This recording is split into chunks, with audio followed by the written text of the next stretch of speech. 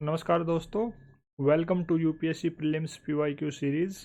आज हम पॉलिटी के 5 नए क्वेश्चन डिस्कस करेंगे, जिसकी हेल्प से आप ना सिर्फ पीवाईक्यू की प्रैक्टिस करते हुए एमसीक्यू एप्टीट्यूड डेवलप कर पाएंगे, बल्कि आप अपने कंसेप्ट को भी साथ के साथ रिवाइज कर पाएंगे। Today our first question is, with reference to union government consider the following statements.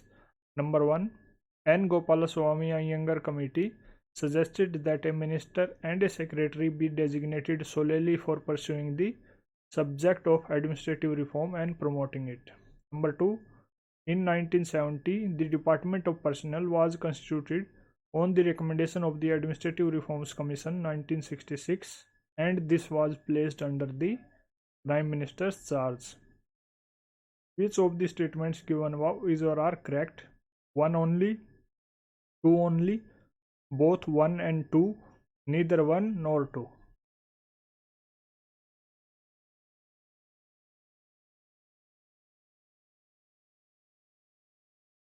In this context, the correct answer is B. Means only second statement is correct and the first statement is wrong.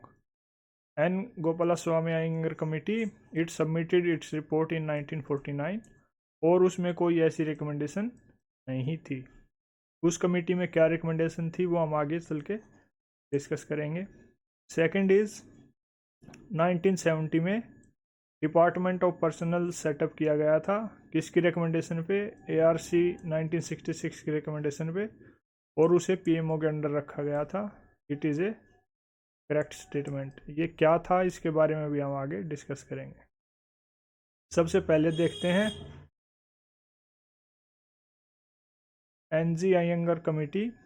NG Ayyangar कौन थे? वो civil servant थे और एक statesman थे। वो elected हुए थे कहाँ पे? Drafting committee of Indian constitution की जो थी उसमें उनको 1946 में इलेक्ट किया गया था। ये एक 7 मेंबर कमेटी थी। He was one of the members. उन्होंने 1949 में रिपोर्ट पब्लिश की थी। क्या टाइटल था रिपोर्ट का?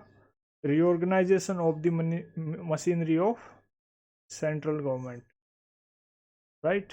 इस रिपोर्ट का ऑब्जेक्टिव क्या था, क्या मकसद था इसका? To streamline government services and maintain efficiency in public sphere. क्या की रिकमेंडेशंस थी इसकी? कि मिनिस्ट्रीज की ग्रुपिंग की जाए और कैपेबिलिटीज़ को इम्प्रूव किया जाए। किसकी? जो भी पर्सनल हैं, कर्मचारी हैं, उनकी। और इसने 4 स्टैंडिंग कमिटीज़ के बारे में रिकमेंडेशन दी थी, जिसकी वजह से defence committee, economic committee, parliamentary and legal affairs committee and administrative organisation committee set up की गई थी यूनियन गवर्नमेंट के द्वारा। इस रिपोर्ट ने ऑल्सो मेड डिस्टिंक्शन बिटवीन किसके बीच में? मिनिस्ट्री और डिपार्टमेंट के बीच में भी इसने डिफरेंस बताया था, और ये बोला था कि मिनिस्ट्री को मिनिस्टर हेड करेंगे और डिपार्टमेंट को सेक्रेटरी हेड करेंगे, और उनके जो फंक्शंस हैं, उनका नेचर ऑफ वर्क है, वो आइडेंटिकल नहीं होना चाहिए। इसके बाद हम बात करते हैं department of personal and training. ये कब सेटअप किया गया था? 1970 में। कहाँ पे? कैबिनेट सेक्रेटरीट में। किसके अंडर में? PMO के अंडर में। किसकी रिकमेंडेशन पे? जो फर्स्ट ARC थी, एडमिनिस्ट्रेटिव रिफॉर्म्स कमीशन था 1966 का, उसमें एक रिकमेंडेशन थी इससे रिलेटेड, उसके बेस पे इसको सेटअप किया गया था। इसका क्या विजन है? Development and management of human resources. Human resources को डेवलप करना, उनको अच्छे से मैनेज करना। क्यों? जिससे एफिशिएंट, इफेक्टिव, अकाउंटेबल, रिस्पॉन्सिव और ट्रांसपेरेंट एंड एथिकल गवर्नेंस को प्रमोट किया जा सके, उसको इंश्योर किया जा सके। इस डिपार्टमेंट का मिशन क्या है? जो भी गवर्नमेंट पर्सनल है उनकी मैनेजमेंट करना, अच्छे टैलेंट को अट्रैक्ट करना और करियर की अच्छी अपॉर्चुनिटीज़ प्रोवाइड करना, करप्शन पे लगाम लगाना और कैपेसिटी बिल्डिंग करना जो भी कर्मचारी हैं उनकी, और in the end good governance को इंश्योर करना। Moving to our second question, with reference to India, consider the following statements. Number 1, judicial custody means an accused is in the custody of the concerned magistrate and such accused is locked up in police station, not in jail. Second, during judicial custody, the police officer in charge of the case is not allowed to interrogate the suspect without the approval of the court. Which of the statements given above is or are correct? One only, two only, both one and two, neither one nor two.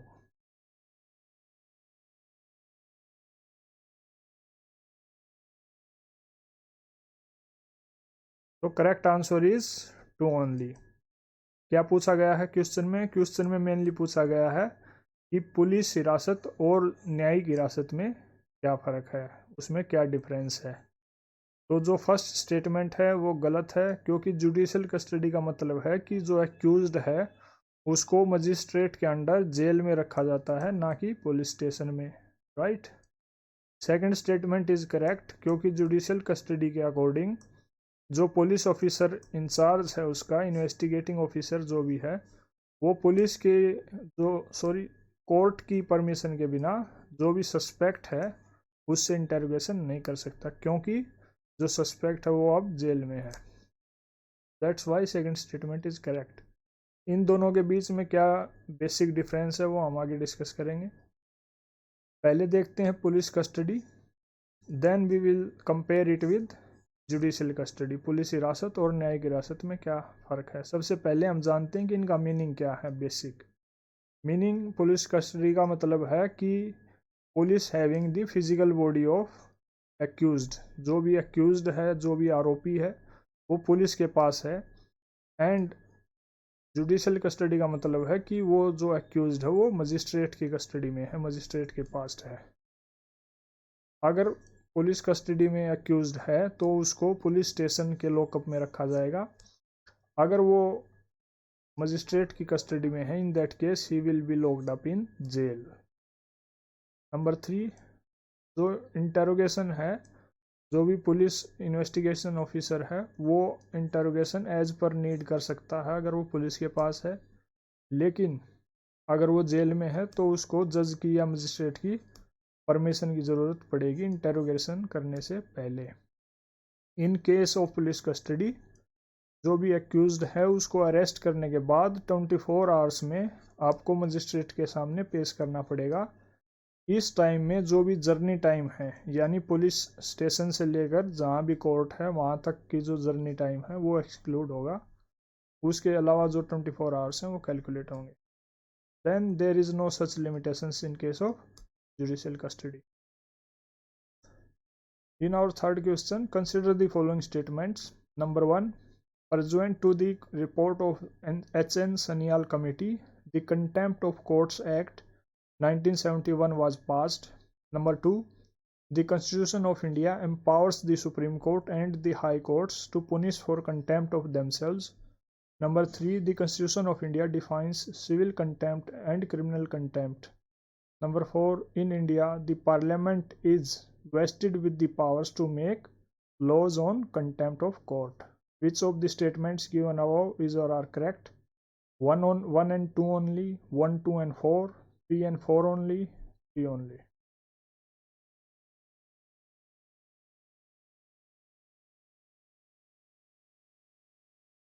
So in this case, this correct answer is B, 1, 2 and 4, right? अब हम देखते हैं 1, 2 and 4 क्यों सही है, बाकी क्यों गलत है। मेन जो क्वेश्चन पूछा गया है वो कंटेम्प्ट ऑफ कोर्ट पे पूछा गया है। कंटेम्प्ट ऑफ कोर्ट के अकॉर्डिंग क्या पावर है, ये कहाँ से आया, तो ये H.N. सनियाल कमेटी की रिकमेंडेशन के बेस पे 1971 में जो कंटेम्प्ट ऑफ कोर्ट एक्ट आया था उसके बेसिस पे है। That is right. Second, constitution empower करता है किसको, सुप्रीम कोर्ट को और हाई कोर्ट को, किस चीज़ के लिए, कि वो अपने कंटेम्प्ट के लिए पनिश कर सके, ये भी सही है। And you will see article 129 of in case of supreme court and 215 in case of high court provides contempt powers. Third जो है, constitution of India defines civil contempt and criminal contempt. ऐसी कोई डेफिनेशन कॉन्स्टिट्यूशन में नहीं दी हुई है, तो it is a wrong statement. उसके बाद फोर्थ क्या है, in India the parliament is vested with the power to make laws on contempt. ये सिंपली आप एक वाइज गैस भी कर सकते हो इससे कि अगर कोई एक्ट है इससे रिलेटेड तो किसने बनाया होगा, पार्लियामेंट ने बनाया होगा, तो उसी के पास पावर है। That is in case of fourth statement it is correct. अब हम देखते हैं कंटेम्प्ट ऑफ कोर्ट पहले क्या होता है। न्यायालय की अवमानना जिसे बोलते हैं हिंदी में, वो क्या होता है। इट इज़ एन एक्ट और ऑफेंस, इस चीज़ का, शोइंग डिसरिस्पेक्ट, इसके लिए जो भी कोर्ट है या जुडिशियल प्रोसेस है या जुडिशियल अथॉरिटी है उसकी डिग्निटी, उसकी गरिमा को डिसरिस्पेक्ट करना, उसकी अवमानना करना, उस एक्ट को या उस ऑफेंस को कंटेम्प्ट ऑफ कोर्ट कहते हैं। इस चीज़ की डेफिनेशन कॉन्स्टिट्यूशन में नहीं दी हुई है, लेकिन जो कंटेम्प्ट ऑफ कोर्ट एक्ट है 1971 में, उसमें इसके बारे में डिटेल से डिस्कशन है। लीगल प्रोविजंस क्या है इसके बारे में। आर्टिकल 129 सुप्रीम कोर्ट को पावर प्रोवाइड करता है किस चीज़ की, कि supreme court as a court of record can punish for its contempt. Similar power is given to high court also under article 215 और contempt of court act 1971 also provides these powers। अब बात करते हैं कि कंटेम्प्ट कितने type का होता है, ये प्रकार क्या हैं जो कि कंटेम्प्ट ऑफ कोर्ट एक्ट में डिस्कस्ड हैं। सबसे पहले है सिविल कंटेम्प्ट, जो सेक्शन 2B में जिसके बारे में बात की गई है। उसका मतलब क्या है कि विलफुल डिसोबीडियंस, किस चीज़ के बारे में, कोई भी सुप्रीम कोर्ट का या हाई कोर्ट का जजमेंट है, कोई डिक्री है, कोई डायरेक्शन है, कोई ऑर्डर है, कोई रिट है या कोई और कोर्ट की प्रोसेस है, उसका जानबूझकर डिसोबीडियंस करना, अवमानना करना, उसकी जानबूझकर उसे तोड़ना, उस बात को ना मानना, वो कहलाता है विलफुल डिसोबीडियंस। तो वो सिविल कंटेम्प्ट के अंडर में आएगा। सेकंड जो है क्रिमिनल कंटेम्प्ट है। What is that. According to criminal contempt under section 2C, कोई भी पब्लिकेशन किसी मैटर का और कोई ऐसा एक्ट जो क्या करता है, कोर्ट की अथॉरिटी को घटाता है, उसको लोअर करता है या उसको स्कैंडलाइज करता है, या जो इंटरफेयर करता है इस चीज़ में, कोर्ट की प्रोसीडिंग में, जुडिशियल प्रोसीडिंग में, या जो एडमिनिस्ट्रेशन ऑफ जस्टिस को यानी न्याय को प्रोवाइड करने की प्रक्रिया में बाधा बनता है, ऑब्स्ट्रक्ट करता है। इन दैट केस अगर कोई एक्ट या कोई पब्लिकेशन ये चीज़ें करता है, ये तीन, तो वो क्रिमिनल कंटेम्प्ट की कैटेगरी में आएगा।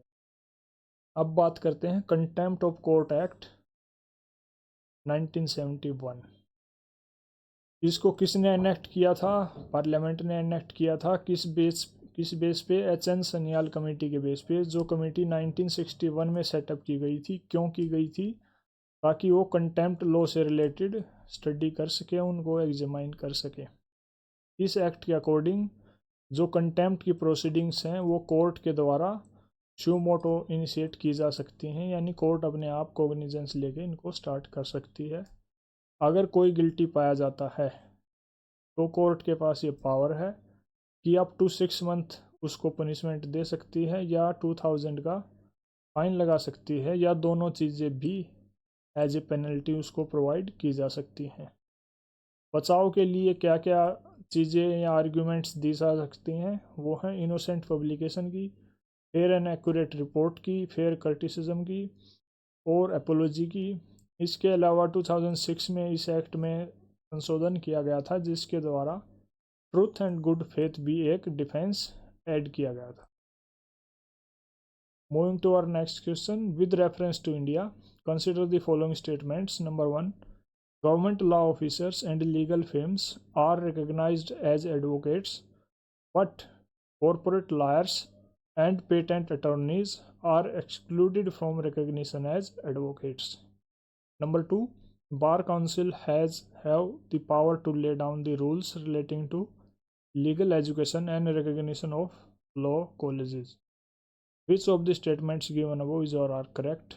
1 only, 2 only, both 1 and 2, neither 1 nor 2.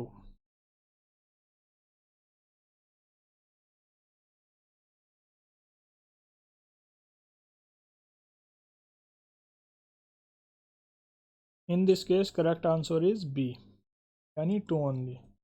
Second statement is correct, first is wrong. Question किस बारे में है? फर्स्ट इज एडवोकेट की कैटेगरी में कौन कौन आते हैं?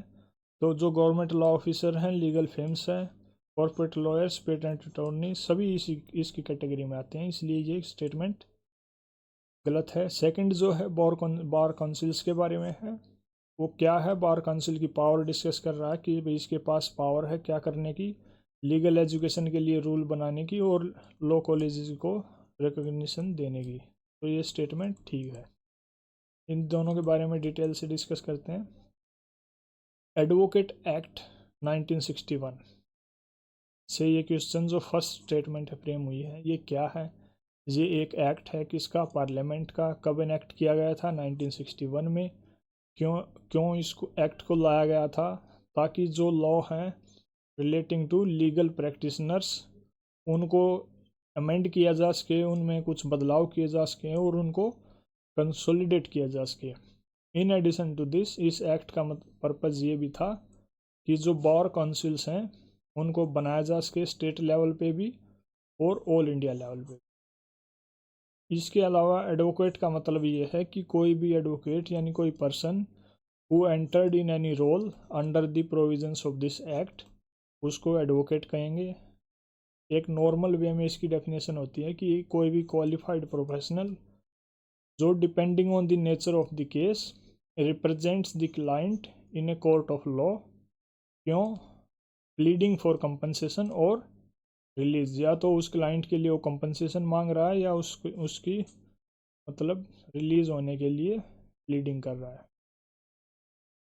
Government law officers, legal famous, corporate lawyers, patent attorneys all comes under the category of advocates. In addition to this, we need to discuss Bar Council of India. What is it? It is a statutory body. किसने setup किया इसको? Parliament ने। इसके under में section 4 advocate act 1961 के under में। इसके जो चेयरमैन है और वाइस चेयरमैन है वो इलेक्टेड होते हैं। कहाँ से? जो भी बार काउंसिल की मेंबर्स हैं उन्हीं में से। उनका टेन्योर क्या होता है? 2 साल का होता है। बाकी जो मेंबर्स हैं वो भी इलेक्टेड होते हैं। कहाँ से? जो स्टेट बार काउंसिल के मेंबर्स हैं उनमें से, और अटॉर्नी जनरल ऑफ इंडिया और सॉलिसिटर जनरल ऑफ इंडिया इसके एक्स ऑफिशियो मेंबर्स रहते हैं। मेन फंक्शन क्या है बार काउंसिल के, जो कि एडवोकेट एक्ट 1961 की सेक्शन 7 में डिस्कस किया हुआ है। इसका मेन काम है लीगल प्रैक्टिस को रेगुलेट करना और लीगल एजुकेशन की क्वालिटी को मेंटेन रखना, यूनिवर्सिटी कॉलेजेस में विजिट करना, उनकी जो सिलेबस है, जो उनकी प्रैक्टिसेस हैं उनको मॉनिटर करना, ये सब इसका काम है। एडवोकेट की एनरोलमेंट के बारे में क्या प्रोविजंस है कि जो भी एलिजिबल पर्सन है और उसके पास एक लॉ डिग्री है रिकॉग्नाइज्ड इंस्टीट्यूशन से, वो एडमिट किया जा सकता है। कहाँ पे? स्टेट बार काउंसिल में। किसी भी लॉयर को, एडवोकेट को पहले स्टेट बार काउंसिल में एडमिट होना पड़ेगा। स्टेट बार काउंसिल के पास ये पावर है कि वो अपने रूल्स बना सकती है कि भाई वो किस तरह से किसी भी पर्सन को जिसके पास एक लीगल डिग्री है उसको एडमिट करे। Then they can appear in All India Bar Exam, जिसको पास करने के बाद आप ऑल इंडिया बार के मेंबर बन जाएंगे। इस एग्ज़ाम को Bar Council of India conduct करवाती है। Moving to our next and last question, consider the following statements. If the election of the President of India is declared void by the Supreme Court of India, all acts done by him or her in the performance of duties of his or her office of President before the date of decision become invalid. Number 2, election for the post of the President of India can be postponed on the ground that some legislative assemblies have been dissolved and elections are yet to take place. Number 3, when a bill is presented to the President of India, the Constitution prescribes time limits within which he or she has to declare his or her assent. How many of the above statements are correct? Only 1, only 2, all three, none.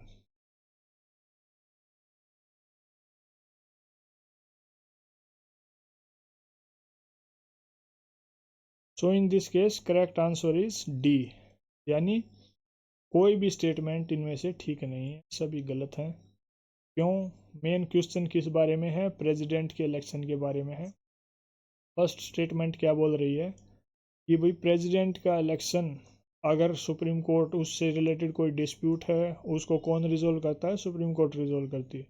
अगर supreme court में वो dispute गया और supreme court ने उस election को null and void declare कर दिया, देन इन दैट केस जब से वो इलेक्शन हुआ था प्रेसिडेंट का और जब सुप्रीम कोर्ट ने उसको वॉइड डिक्लेयर किया, उस बीच में प्रेसिडेंट ने जो काम किए क्या वो भी इनवैलिड हो जाएंगे? वो इनवैलिड नहीं होंगे। तो it is a wrong statement. Second जो है election for the post of president, उस इलेक्शन को पोस्टपोन किया जा सकता है किस बेसिस पे?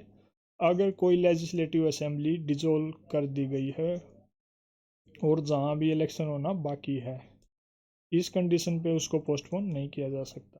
It is also wrong.